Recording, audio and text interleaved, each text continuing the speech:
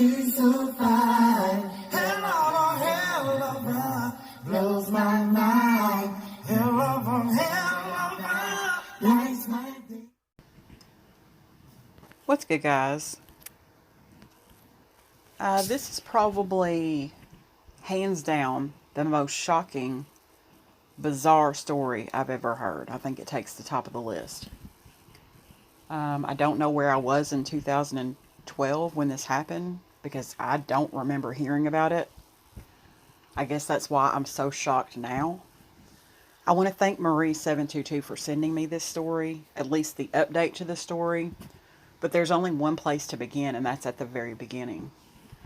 Now, this story is coming via the Orange County Register, and it's coming from Anaheim, California. Woman dead at Christmas studied abuse.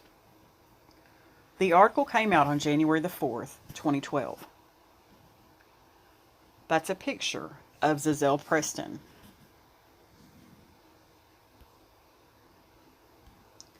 On Christmas morning, William Wallace placed his wife, Za'Zell Preston, on the sofa in front of the Christmas tree so she could watch her daughters, ages 8 and 3, open presents.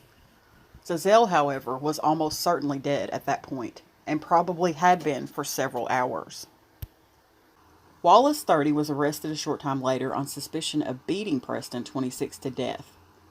The circumstances of Za'Zell's death are bizarre, but that is not why Anaheim Councilwoman Lori Galloway called me and asked me to write about it. It is because Galloway is a longtime friend of Za'Zell's family and runs the Eli Home for abused women and children in Anaheim. Za'Zell had confided in Galloway and others about the beatings Wallace regularly administered during their 3-year relationship. They begged Za'Zell to flee. Galloway was expecting her to show up at the shelter any day. What's more, Za'Zell was studying domestic violence at Cypress College, hoping to become a counselor. As Galloway says, quote, "This is a story of a girl who had access to resources, but she thought she could handle it. These men are experts at apologizing. The women think they can change them," end quote. So Galloway's main motive, telling Za'Zell's story, might save some women who read it. Wallace is in jail and has not entered a plea. I called his public defender Tuesday, but had not heard back as of the deadline. However, I interviewed Wallace's father and Za'Zell's grandmother and mother, all of whom were on the phone with Wallace on Christmas morning as his wife was dead or dying. Wallace told them Za'Zell attacked him, bit him, and that she fell and hit her head while he was defending himself. Last week, 4 days after Za'Zell's death, Galloway led me to the Garden Grove home of Za'Zell's 81-year-old maternal grandmother, Sally Baker. Galloway met Baker in the early 1980s in a bowling league, and the two women have been close since. When Za'Zell was having problems, she would often confide in Baker and Galloway. Over the course of 2 interviews in her spotless apartment, Baker told me about Za'Zell's life and death. Za'Zell's mother, Za'Zell Preston, later filled in some details. Za'Zell was born in Orange and grew up living at various times with her mother, an aunt, a brother, and her grandparents. She did not know her father. She was a great dancer, loved the ballet, and had talent as an illustrator. She was at Rancho Alamitos High School when she became pregnant.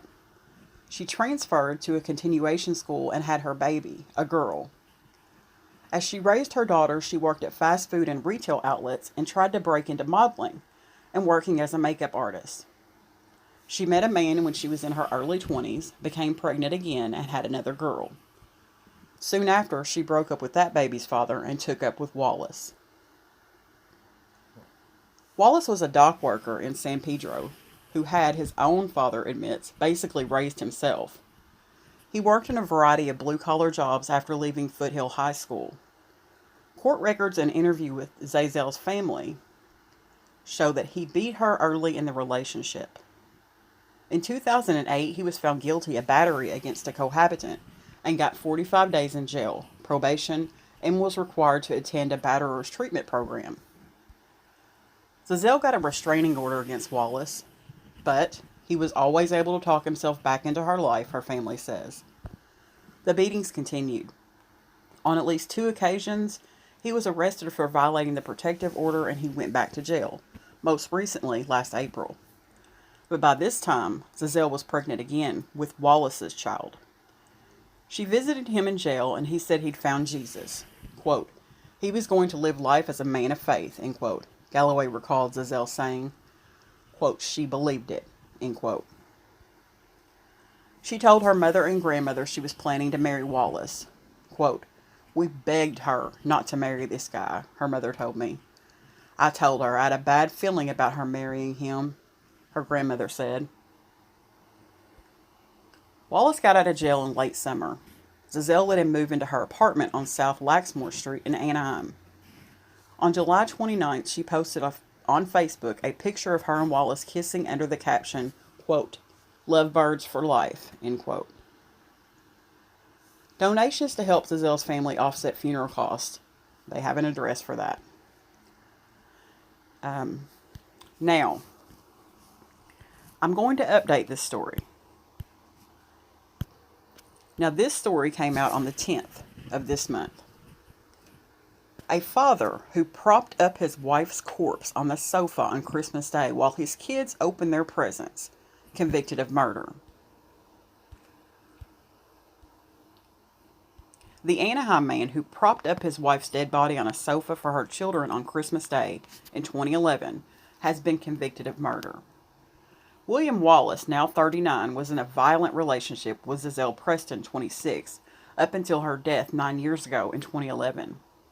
That death has now been attributed to Wallace, with the Orange County Superior Court jury finding Wallace guilty of second-degree murder. During the trial, Senior Deputy District Attorney Heather Brown said that Preston was the victim of a history of domestic abuse at Wallace's hands. Wallace had previously served time in jail for beating Preston and was placed under a restraining order. However, he persuaded Preston to get back together with him. Quote, he had been threatening to kill her for 3 years, Brown said, as reported by the Orange County Register. And on Christmas, he made good on those threats, end quote. Wallace and Preston lived together in an Anaheim apartment with their newborn son and Preston's daughters. The daughters were 3 and 8 years old, and on Christmas Eve, Wallace and Preston went to a neighbor's party.